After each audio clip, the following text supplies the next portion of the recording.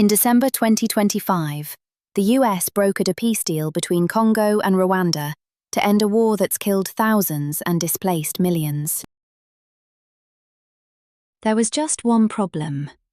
The armed group actually occupying the territory wasn't in the room. 3 months later, the US sanctioned Rwanda's own army for violating the deal it just signed. Here's the real story behind Africa's most contested minerals. The Washington Accords for Peace and Prosperity were signed at a ceremony with Presidents Tshisekedi, Kagame, and Trump. Alongside the peace deal came something bigger: a US-DRC strategic partnership agreement, giving American companies priority access to Congo's copper, cobalt, lithium, tantalum, and gold, minerals essential to defense systems, EVs, and semiconductors. In January 2026, Congo sent Washington a shortlist of state mining assets for potential US investment.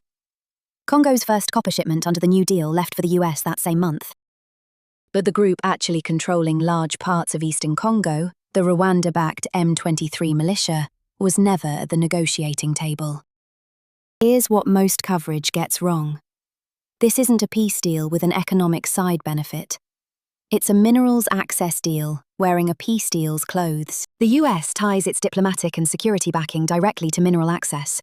Congo gets protection. Washington gets priority claims on some of the most valuable mineral reserves on Earth.